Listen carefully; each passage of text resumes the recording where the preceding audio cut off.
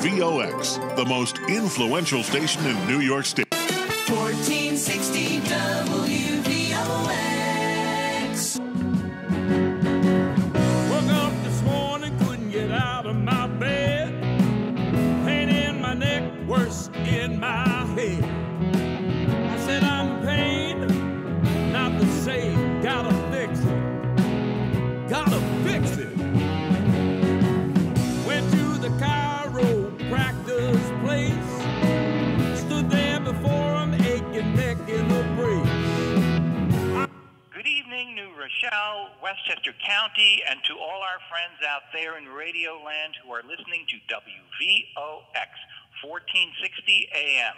And my name is Tom Sullivan. And I am here with young Kelly Sisco. And I am here, Kelly Sisco, the daughter of Fran Sisco.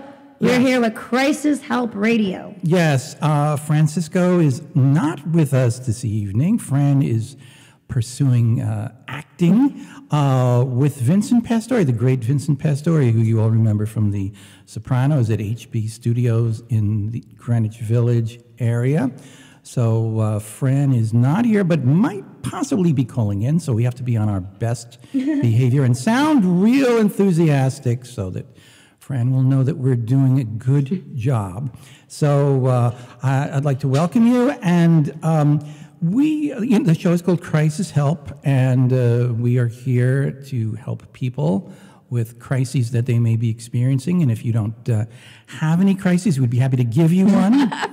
And so this time of year, right? It's yes. Thanksgiving. Well, this is the subject matter for this evening. We're going to be talking about food. Food is something that necessity of life. A lot of people's minds this time of year. Thanksgiving, it's hard to believe, is less than 10 days away. But one of the things we're going to be talking about this evening has to do with people who are in need of food. Right. And we've got some people who are going to be calling in, talking about feeding the hungry, which is something that's very important. You know, we take a lot for granted, and Thanksgiving is a time where those of us who have enough to eat are very fortunate. And this town of New Rochelle we're very blessed. Not all towns have all three meals. Some towns have one meal or no meal.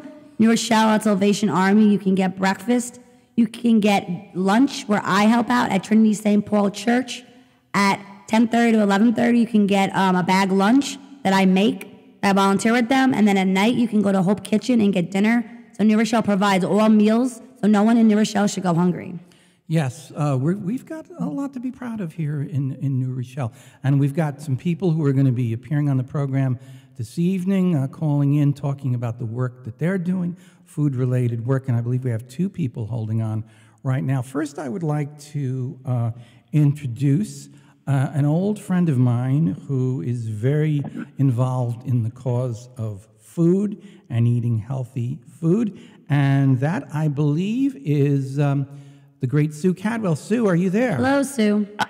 I am here, Tom. Hello. Hi. How are you? It's great to be talking to you again. Sue was on our program not too long ago. Right. We got a lot of response to that program. Sue has had a really varied life and career, reaching out to people in need. She's been involved in a lot of human rights work and quality of life work over the years, but she's also very involved in the world of food.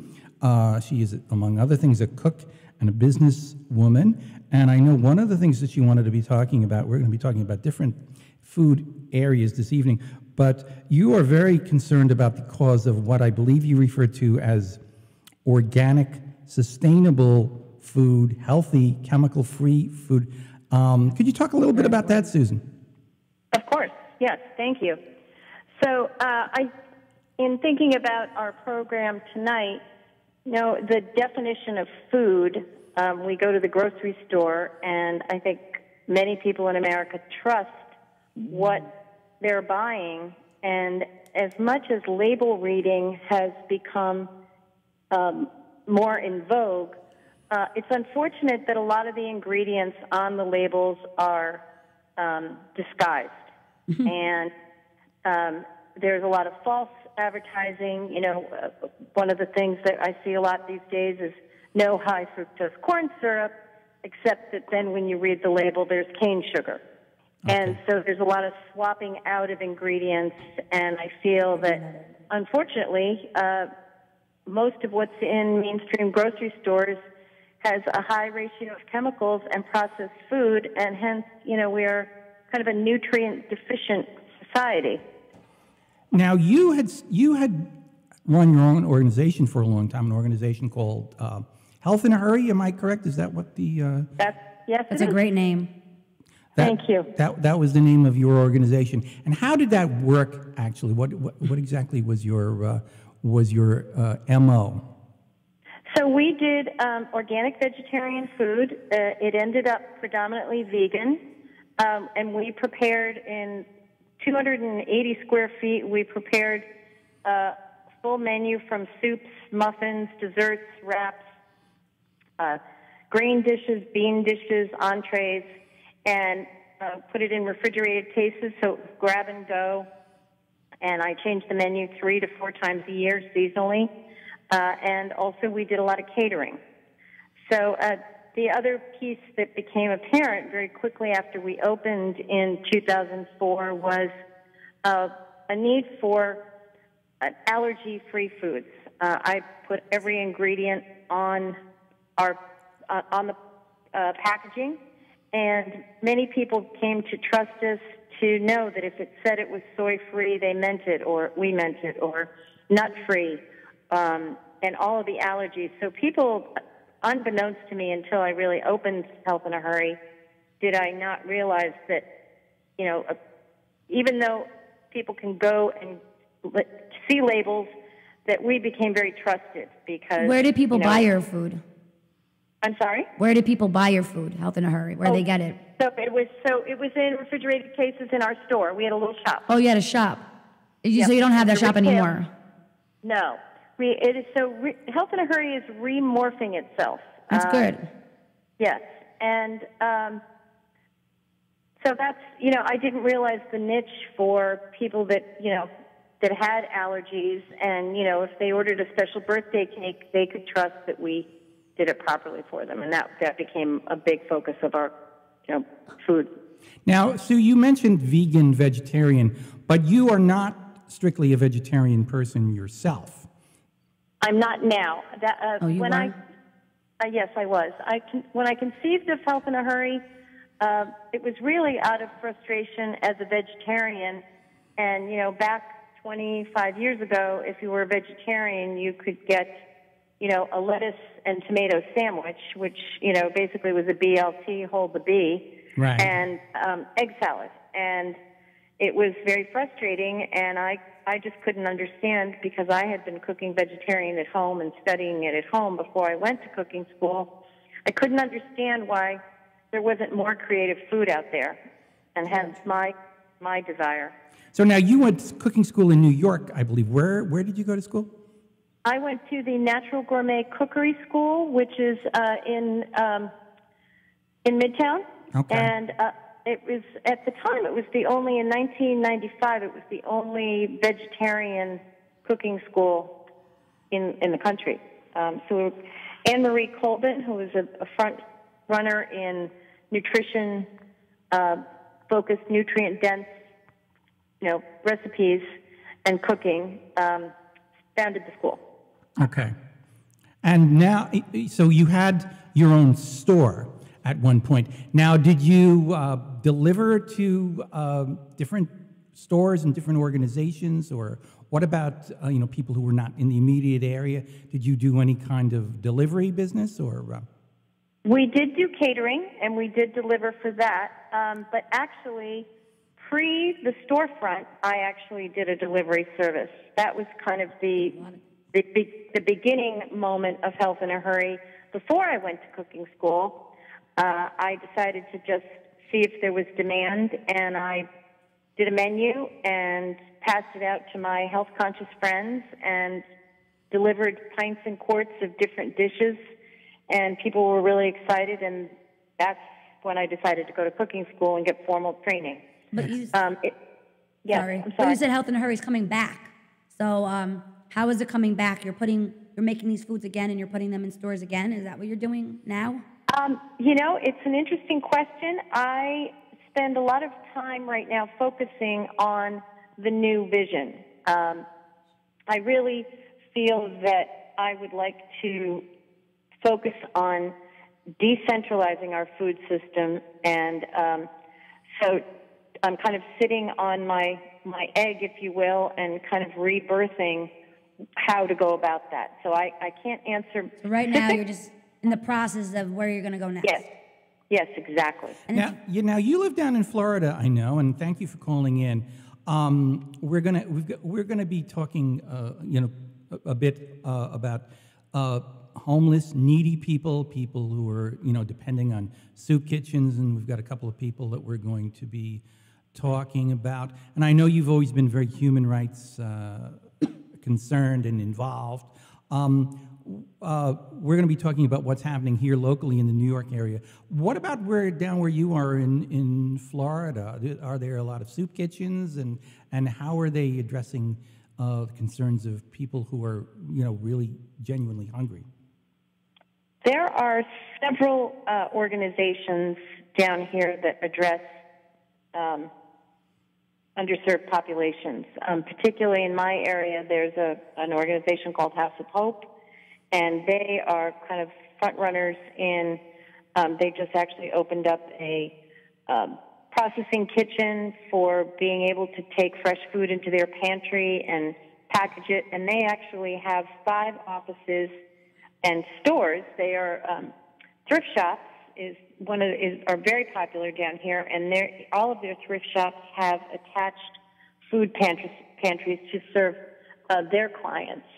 And just to address, this issue, one of the concepts that I'm working on right now with a couple of different people is doing what is called a social enterprise, which would be Health in a Hurry being a profitable business, but also being attached to and siphoning and funding a nonprofit, for instance, for food deserts, where inner cities who don't have access to fresh food. So that's the concept that I'm working on in terms of becoming more of an employee-owned social enterprise business.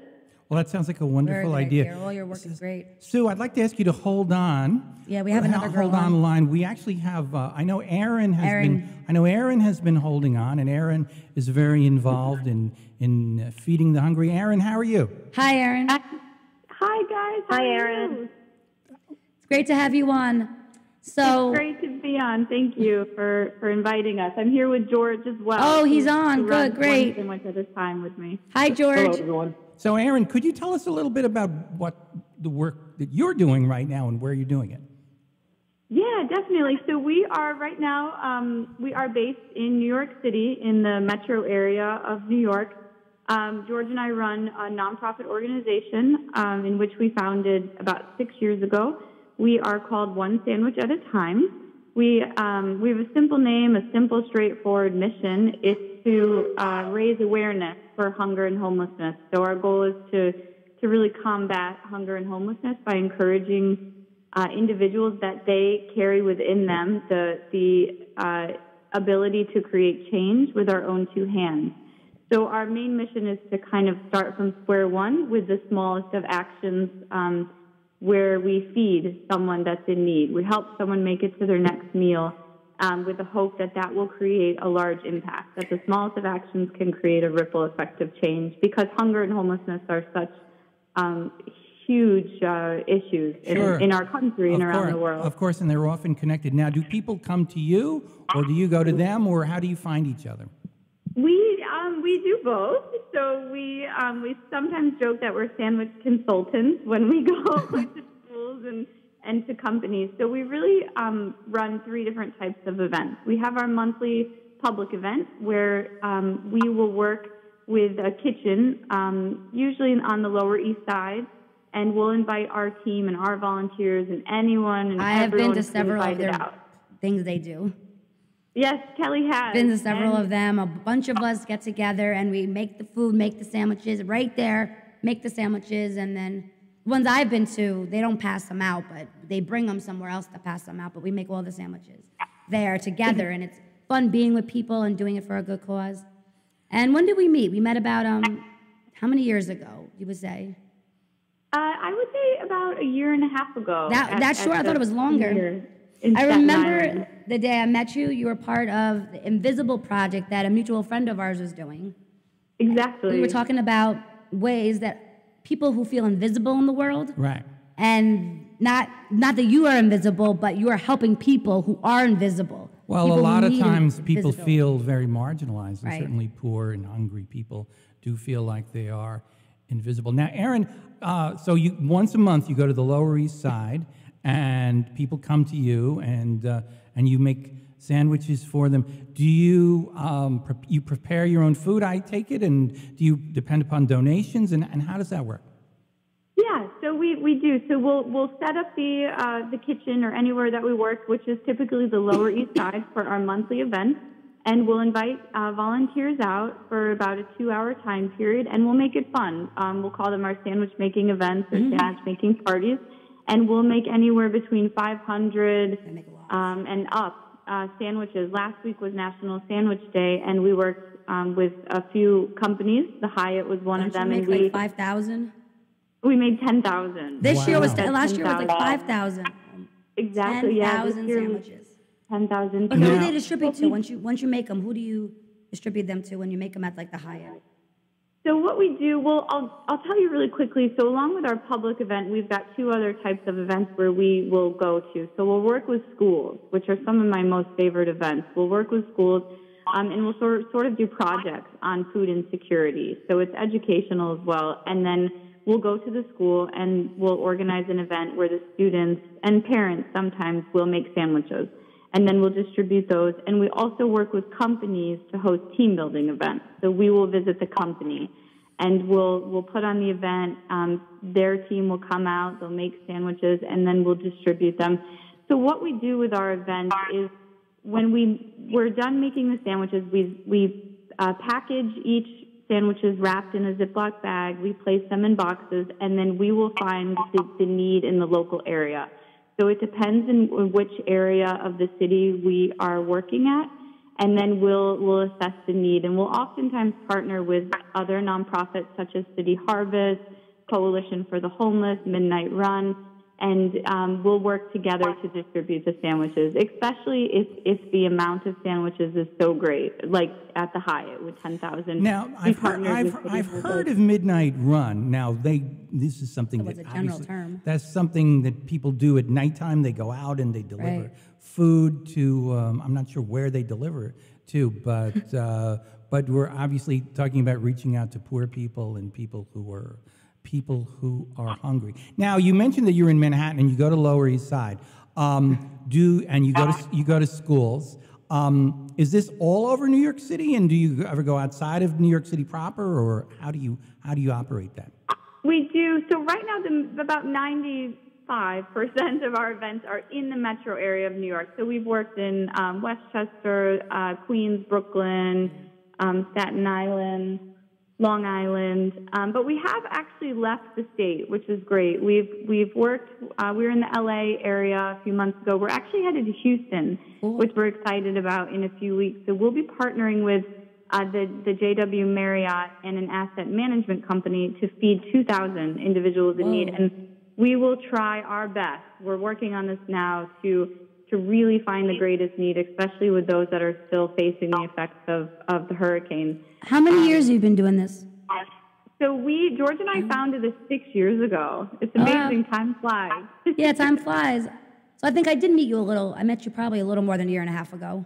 Exactly. I probably met you about 3 years ago, more like it, yeah. I think I went to about 3 or 4 of your events. So now, think so. It was always a good experience. let me ask you. Thanksgiving is coming up. It's, I believe, 9 days away now. So soon. So what do you have planned for Thanksgiving? So on Thanksgiving Day itself, we don't have an event planned Okay. because I live. My family's. This is perfectly honest answer. Is my family's out of town, so I'll be visiting my family. Well, you're entitled to spend time with your family too. Yes. Gotta feed Erin. Yes. Okay. But we do run events, so that week we're working with a few different companies. We've got an event planned for Giving Tuesday, also it's actually a busy time of year. So between now until the end of the year, which is beautiful, there's a lot of people in schools and companies that reach out to us wanting to have a end of the year event and really give back as much as they can. Well, I wanted to ask you, you talk about relying on donations. What is the number to call, and do you have a website that we can make people aware of? Yeah, give your contact information.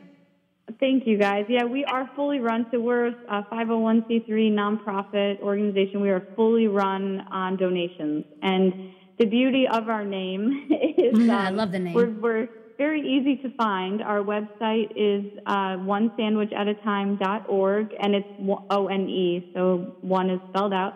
On social media, we're One Sandwich at a Time. We've got a PayPal donate button on our website.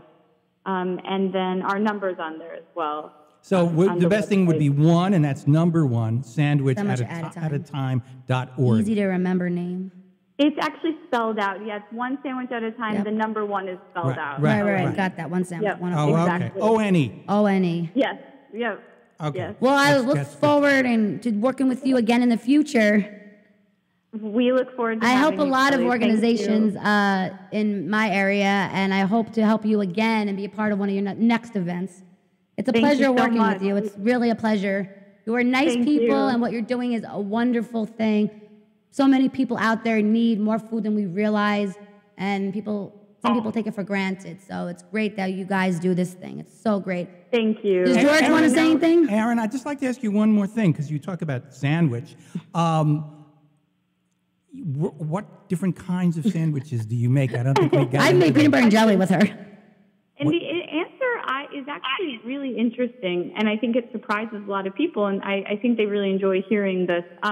We make all different types of sandwiches. The majority of our sandwiches are peanut butter and jelly, and there's a few reasons for that. One, it's obviously cost effective. It's durable. It lasts longer. The shelf life is longer. Right. Because oftentimes we'll have evening events, so we'll bring the sandwiches to the shelters, and a lot of times they're distributed in their brown bag programs the next morning, sort of like a lunch or a breakfast program.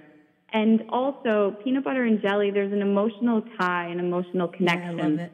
So those that we feed actually ask for peanut butter and jelly sandwiches, and they're soft. So oftentimes those that we are feeding may not have their full set of teeth, or their gums really aren't as strong as they could be, and there's the PB&J is easy to eat. Would you ever make a meat sandwich? Have you ever? We do. We have, yeah. So we just worked with a company, and we made, I think over 3,000 meat and cheese sandwiches. It's great as well. So we do them. We just are more cautious on when they're consumed, who we're donating them to. Right. Sure. Because at the church where I volunteer in Rochelle, we make only meat and cheese, but we hand them to the person right then and there. We make it, and then they come to the door, and we give them to them. So that's why it lasts, Otherwise, it goes bad. I get it, yeah. Exactly. Erin, if you would hold on for just 1 second, I'd like to bring Sue Cadwell. Are you still holding on? I am. I'm here. I'm listening. Okay. I'd like to just ask you if you wouldn't mind jumping in here for a second. And you are involved in the area of organic, sustainable food, healthy, chemical-free food. Would you have any advice for people who run organizations like One Sandwich at a Time about something that they might be able to do when dealing with their population of people that might tie in with the kind of food industry that you're involved with? Well, I think, one of the biggest problems that I see is, and Erin has already touched upon it, is budget. And, this is one of the drawbacks of organic, sustainable food. And, if you have a large pocketbook, then it's easy to obtain this food. Right. And so truthfully, this is part of why I'm reworking the mission of Health in a Hurry, because we are, unfortunately, it has become it's prohibitive to eat organic, and Erin's mission, being one sandwich at a time, it would be almost impossible for them. They would be, unfortunately, only able to feed half of the amount of people with, organic, sustainable food. I actually applaud. Those people be too costly. Exactly. I applaud what you're doing, Erin, because, I think peanut butter and jelly is delicious. About as good as it gets. It's delicious. And thank you for saying that. And I'm wondering, is there a way could I maybe contact you? Of course. To speak with you. And I value what you're doing. And you actually touched upon something that we come across often. There's times where we need to use white bread versus wheat just because of obvious budget reasons, or that's what's donated. And there's a lot of fine lines within it. And there's I would really, especially in New York City, I'd love to learn more about social enterprises and also sustainable food. And I think this is something that we could really learn, and there's a bridge that can happen, but it just hasn't happened yet. It hasn't been there in the city. And I think there's a lot that can be done in this area. I agree with you. I think, what has happened is big food, if you will, is in charge of what we're eating, and the demand is not high enough yet. It's an economy of scale at this point. That they do big, wheat is a cash crop, and that's where the biggest profits are made, and food is a big business, and it's not major companies. Big food is not concerned about nutrients; they're concerned with profit. And this is something that I'm spending a lot of time studying to see how we can have a paradigm shift in creating a demand. If we can get organic food to be more mainstream, and yes, it's becoming more mainstream, but it's also, it's still in the hands of large companies.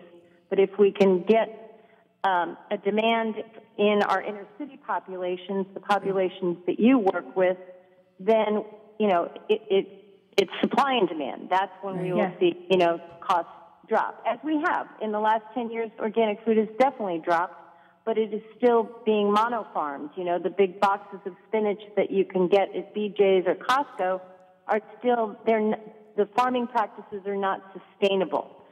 So, this is a very lofty, in-depth subject, not an easy one to tackle, and yet I feel that that's not a prohibit. Doesn't mean it's still not a problem. Yeah, exactly. I agree with you. And then, we come across, we'll oftentimes we'll reach out to hotels or companies and try to, there's so much food that goes to waste as well, along with this. And there's also a lot of laws and regulations in place where food can't be given out to those in need for certain liabilities. And there's a lot of food that is going to waste each night as well. And I feel bad where I volunteer at Trinity Church. I feel bad because even though we get a lot of food from Stop and Shop in Larchmont, we get a lot of bread and a lot of sweets. And yes, people want it, but they shouldn't have so much bread. And we get lots and lots of bread and sweets. And sweets and bread is cakes and cookies, and it's not so great for them to eat. I guess better than eating nothing, but it's really not good to be eating all that. And that's what we give a lot of them. We just get it, so we give it out, and it's not great. It's really not good to be giving people all of that, but we just don't. We have it, so we give it, and they like it, but maybe they like it because they don't know another lifestyle. They're just so used to getting it. So be better. Yeah. Sometimes we do. Once in a while, we do get like fruit, carrots, and some vegetables from a local person, but they did that for a while, and it didn't last long enough. It didn't continue. They didn't go because maybe it wasn't sustainable. They grew it themselves, and they didn't grow enough to last longer, or they couldn't. So it'd be better if we got more healthier foods and to give these people, not so much junk, but what can you do? You can only do so much, Agreed. So along with hunger, and the shortage, there's a problem with malnourishment. So certain times there's technically, like you said, Kelly, there is enough food in a way, but we're not lacking the right kind of nutrients food here. Exactly. Yes. Well, it's interesting because, restaurants throw out a lot of food. And in a country where there are people who still go to bed hungry, it is really unconscionable. And yet there are laws, and I guess there are reasons why, and it gets sort of complicated. Sue Cadwell, I know you've been very involved in all your life in the political process and various organizations, including where you and I first met many years ago. Do you see this issue of hunger being addressed much in the political process at all? Well, the hunger problem is one issue, but just to touch upon something that we're all discussing now, I'm working with a new organization out of Connecticut called Real Food America, and we are in our infantile stages. But one of the issues, that we're talking about in terms of the laws, Real Food America has now set up a political action committee to get candidates elected who are understanding of all of the problems that we're talking about here. That the food industry, that the regulations do prohibit, actually, unfortunately, support waste. The legalities, the red tape, and there's a lot of things that could be done, but unfortunately, the legislation has to be changed. And so, Real Food America, the Political Action Committee, is particularly focusing on 2018 elections to get candidates elected who understand the intricacies of our food system, understand the controls that big food has for their benefit, and the subsidies that are behind the cash crops like wheat and soy, and which is what we're talking about, white bread, that is really, it's a cycle, right? What we're talking about is a cycle. If there's no incentive, if government is investing in low nutrient crops, then that is, and now we have a population that's underserved, that's being, the extra food is white bread. It's a closed system that we need to poke holes in, if you will. And so that's one of the focuses of Real Food America.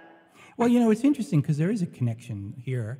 If we could figure out the best way to address it. You hear a lot about obesity being a problem in the inner city. And it's interesting that people who are poor are not eating healthy, and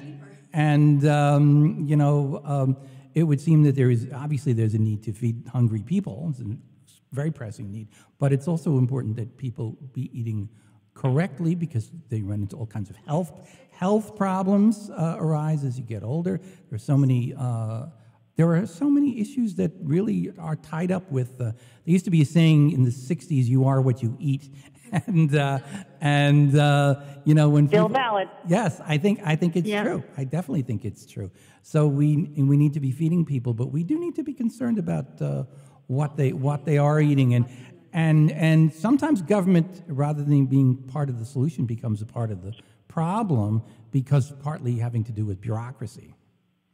Absolutely. And I think, the malnourishment, if we're talking about underserved populations that are reliant on government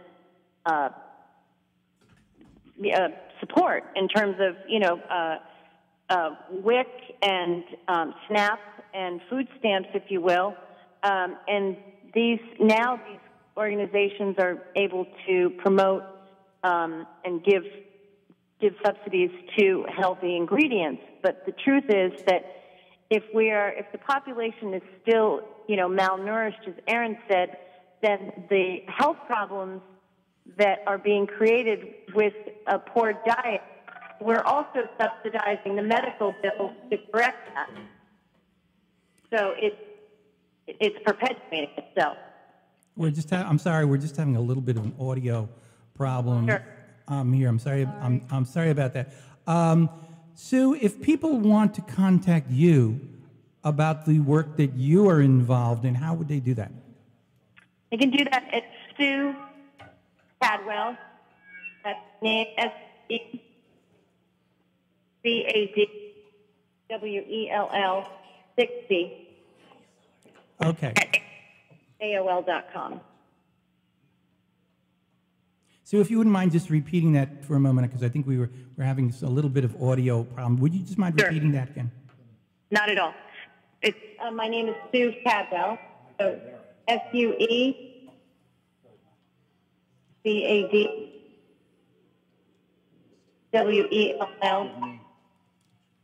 60 at AOL. Okay, so Sue Cadwell 60 at AOL. Okay, so I think a valuable source of information, because it's extremely important that people be obviously eating, but also eating correctly. Chuck, did we have somebody else holding on? I know you had said you had. I believe we got. If you folks would just hang on momentarily, I think we've got somebody calling in. Hello, caller. Are you there? Yes. Hi, Manny. Hi, guys. How are you? What's going on with these headphones? Sorry. We are. Yeah, we're good. We're good. Good to talk to you. And who are you? Good to talk to you, too. And who are you, sir? My name is Manny Louros. I cook over at Holy Trinity Church in Rochelle, and once a month we go down and we feed the homeless down by Penn Station. And I am so happy to be a part with them. I only joined them about a year ago. Yeah. I help in the kitchen, do whatever I can, and then I go down with a large group of them. We get in the cars, we pack a lot of clothing, and we go down to Penn Station, right in front of Kmart. We take out the tables and all the clothing and all the food we make, all this delicious hot food that Manny provides. And a lot of people come. It's the last Thursday of every month, and he makes delicious food. So what are you serving these days, Manny? Well, now we try to do hot meals, a simple hot meal. Like we'll do something like chicken francaise over rice with like mixed vegetables. We'll give them a little roll. We try to give them water. We give them hot chocolate. We give them coffee. Healthy things. Granola bars sometimes. Always fruit. Like I'll buy fruits of apples or oranges or something like that, and hand out them at the table too. We make about 110 meals, right? We do anywhere from, depending on what it is, sometimes it stretches out to 125, maybe Sometimes, at the most. 125, yeah. Sometimes, but average about 100, 110 hot meals. And then, like you said, people also know that we go down once a month, so they come to the church and they donate things, new stuff, like they'll donate, they'll go to Costco and get socks or underwear, and then we'll rip it apart and, hand out one, like the Costco, maybe 6 pairs of socks. We'll, take the time out to just give them 1 pair. So this way we have enough for everybody. So you're feeding and clothing people. We have used clothes, and we also have like underwear. All that stuff is new, socks and all that. We get so much. We get a lot of things. They give jackets, they give boots, they give anything we can get to give to them. Yeah, we give toiletries. People donate the little, almost like the sample toothpaste. You would get at a hotel or something. The small ones. And the people that help out the Greek church are wonderful. I feel like I have a second family there. I'm a neighbor next door, and I never came to the church, and now I feel like I have a second family by helping out. So I love it. Yeah. So that's the Holy. That's a good feeling, right? That is the Holy Family Greek Church, which is right there where North Avenue and Mill Road kind of come together. Yes, isn't it 10 Mill Road, the address? Yes. 10 Mill Road, New Rochelle. Yep, 10 Mill Road, New Rochelle. It's a great church, Holy Trinity. I've been there. Been there a few times. And what do you have on the bill for Thanksgiving? Well, Thanksgiving will obviously, we're not going to do Thanksgiving on Thanksgiving, but we will do it what we do is we go the last Thursday of every month. So we're going to go on the 30th. Which is the weekend, the Thursday after Thanksgiving, right? Yeah, but we'll give them a turkey meal. We'll do the mashed potatoes, the stuffing, turkey with gravy, and a roll and vegetables, and we'll put it in like an 8-inch tin, and so they're all individual. We don't go down with big, like chafing dishes, pans, and serve it. It's already in those little 8-inch tins with a cardboard lid, and we set them up at the church, and they go down there hot, and they stay hot, and we just hand them out with forks and knives. Well, Manny, Manny, you're doing great work, and we want to thank you for sharing. And I'll put it out there what you do for us. That if anyone wants to go down with us to the city, get in cars with other people. They don't have to drive. There's plenty of cars that go. If they want to come down, they can call me and tell me they want to come. The last Thursday of the month, you can call me, Kelly Cisco. Last Thursday, rain or shine, we went in the rain. One time we went in a rain.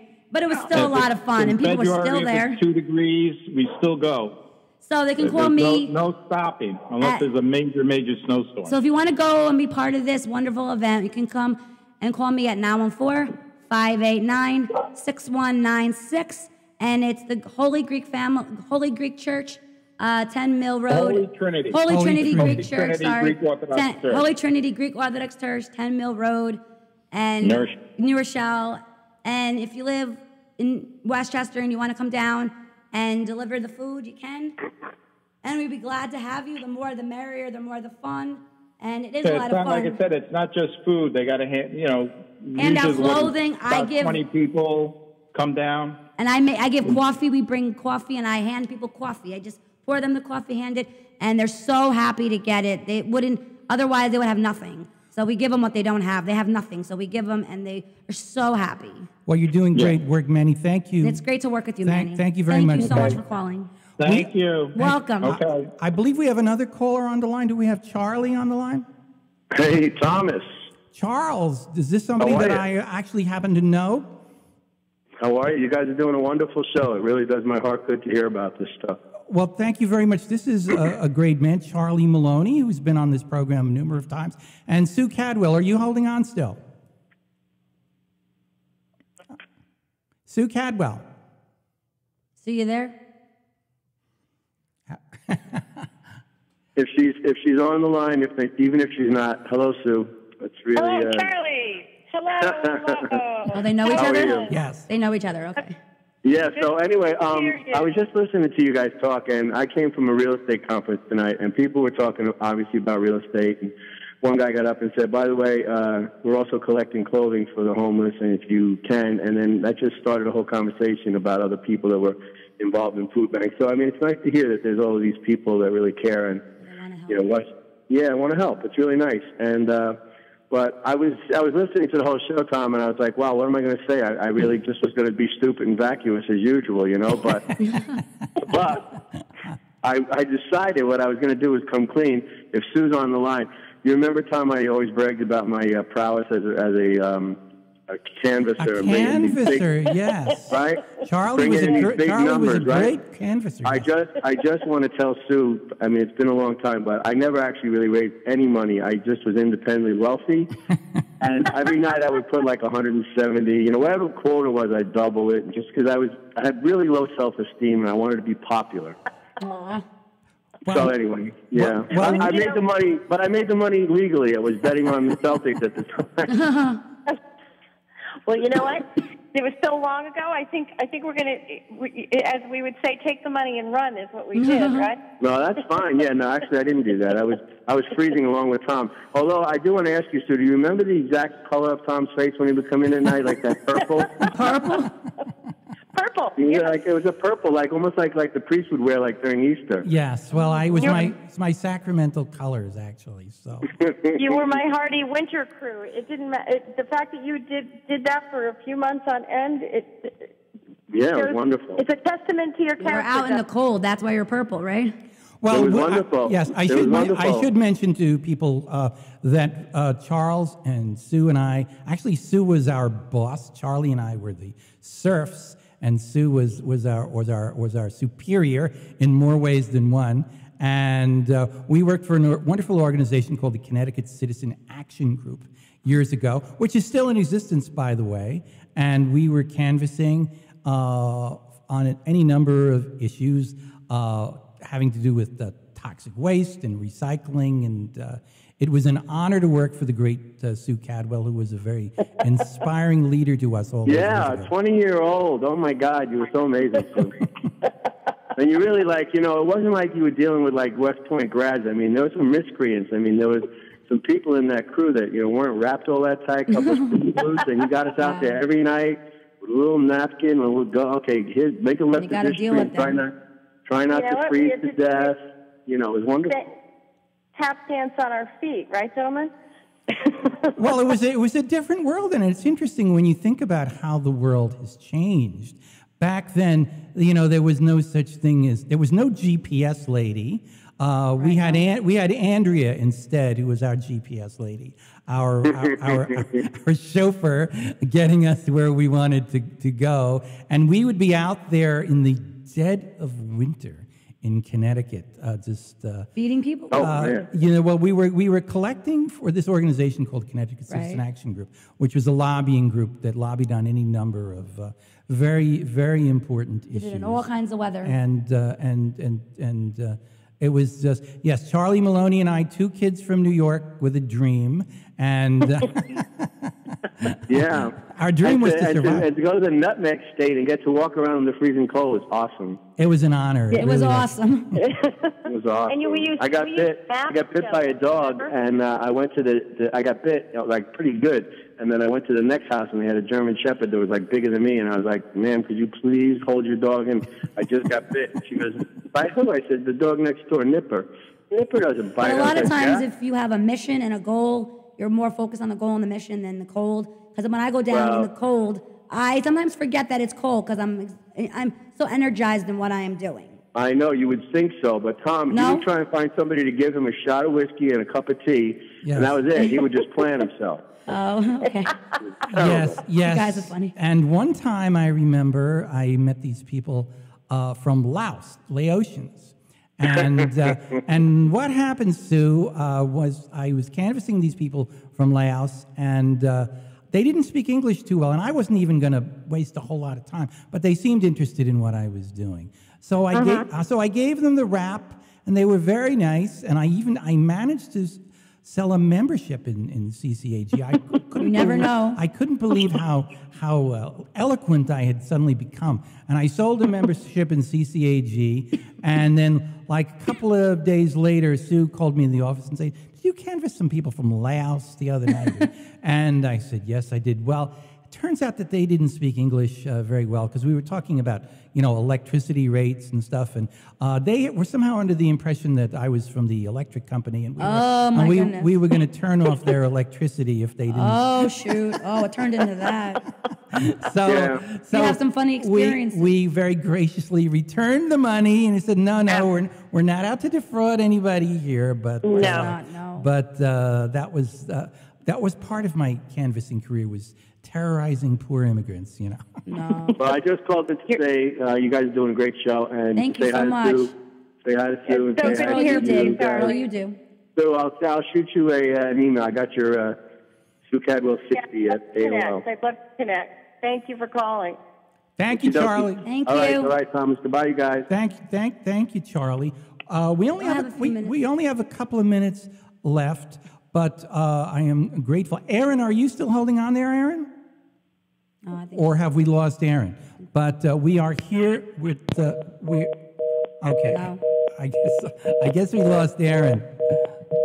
We're here with the Crisis Help Radio Show. We're on the second Tuesday of every month. Is our the call-in number? Is our leader Chuck still around? Can you hear me? Hold on a second. Let me see where Chuck, our engineer, has got to. For next month, if you want to call in, the number is 914-636-0110. Those are the call-in numbers if you want to call in next week. The show is Crisis Help Radio Show. I'm Kelly Sisco, and Tom was just talking. Fran Sisco will be back next week. My dad will be back The host extraordinaire will be back next week, and we're talking about all the ways we can help feed the hungry of New York and America. We've just got a few more minutes here. Sue Cadwell, are you still holding on? We have lost Sue Cadwell. Okay, well. I would actually like to, my friend would love me. She'll be on next month. She couldn't be on tonight. She's in a business conference. But she would really like if I plugged her book. It just came out last week. I was talking with Manny about the Greek church and all we do with the Greek church. Well, going out down to these events, we're there for about 2 hours in the city, and all those events, we meet all kinds of interesting people. As you do at all these places, you meet all these interesting people, and they all have a story. Some of them have a sad story, and some of them have a story of where they've been, what they're doing, and how they're getting through what they've been through, and how they're making their lives better. So she wrote a book. First, there were just emails of all the experiences, but she turned all those wonderful experiences of the nights into an actual book. And you can buy her book on Amazon. It just came out last week. It's $15, and you can buy it. It's called Last Night's Soup Run by Despina Kartson, K-A-R-T. I think it's Kartson. And you can look for Despina's book online. Last Night's Soup Run at Amazon. Okay, so please buy her book. It's for a very good cause. So Sue Cadwell, this has been delightful as always, talking to you. And, thank you, Sean. Likewise. And it's always a pleasure. And good luck with what you're doing. We've been talking about organic, sustainable food, about healthy, chemical-free food, and it's Sue Cadwell from Health in a Hurry is her organization. And Sue, I hope you'll just keep us informed about developments in everything that you're doing, and please come back soon. Thank you. Thank you. Then nice talking to you. Thank you, Kelly. Likewise. Thank you. All right. Have a great night and have a great Thanksgiving. Happy Thanksgiving. Happy Good night. Thanksgiving to Yes, everybody. we want to wish happy Thanksgiving to everyone out there. So everyone, happy Thanksgiving. Have a wonderful time. Hope you all have food to eat this Thanksgiving. So now you're going to be working again, feeding the hungry, and where are you going to be in the next week or so? Tomorrow, with the Imperial Court. It's the LGBT organization of New York. We're going down in the Bronx tomorrow. But the big one I'm doing is actually on Thanksgiving Day. It's with a famous organization called God's Love We Deliver. They were supposed to call in. They didn't. God's Love We Deliver, my first time. I heard about them for many years. I don't know why I didn't get involved, but better late than never, so I'm getting involved with my father. On Thanksgiving Day, we're going to do that. We don't have a big family, so we're having a Thanksgiving the day before with some friends, and then that I'm doing on Thanksgiving Day. So, yeah. Now, God's Love We Deliver, I think everybody's heard of them. And what are you going to be doing with them on Thanksgiving Day? I think I'm making food and passing it out. Okay. I'm not exactly sure whatever they want me to do, but I think I'm actually making food with them and passing it out to people who come there. Well, that's wonderful work that you're doing, and you certainly do a lot. And I actually got into this because I need a community service. I needed like 10 hours community service, and then my priest... For school? Kind of, for college, right? Okay. I needed community service, and then my priest at my Episcopal church where I go said, I know about this brown bag program at Trinity St. Paul, so I went there, just needed 10 hours, and I ended up staying, just I don't know, just got in the niche of it and just started doing it, and then I went around different places. People heard that I do it at Trinity, and then they wanted me other places, and I just kind of fell into it, and it's been a good experience. So you go to, what's the name of your church is that you normally attend? My normal church is St. John's Episcopal Church on Wilmont Road. Okay. Right across from the Greek church I was talking about near my house. So all in the same vicinity. Well, it's nice to know that all the churches are coming together, and I know there's an event that takes place in New Rochelle every year on Thanksgiving Day, and I wish I knew where it was being held this year. But there's an organization called the Interreligious Council. Oh, Interreligious Council meets at the Greek church. Is that what? Yes, it meets next door. They meet, and I know it meets right near. Yeah. I've been involved with the Interreligious Council of New Rochelle, and they do a service every year on Thanksgiving Day. Great. At a different church. I know not too long. I think it was either last year or the year before they were at Holy Trinity, and the year before they were at there's a Mormon church over on North Avenue, And if you look up the Interreligious Council of New Rochelle, I know they'll be doing a service somewhere in our fair city on Thanksgiving. Talking about morning, churches, me and Tom met at Holy Family Catholic Church. Yes, many years ago. Yeah, many years ago, and, yeah. that's my own parish, is Holy Family Catholic Church. So we would like to wish you all a happy Thanksgiving. We will be back here on the second Tuesday of December. Hopefully Fran will be with us then. And as the song said, let's do everything side by side. We thank you all for a great show. Happy Thanksgiving. Happy Thanksgiving. Woke up this morning, couldn't get out of my bed. Pain in my neck, worse in my head. I said I'm in pain, not the same. Gotta fix it. Gotta fix it. Went to the chiropractor's place. Stood there before him, aching neck in a brace. I said I'm in pain, not the same. Make me better. Make me better. He said you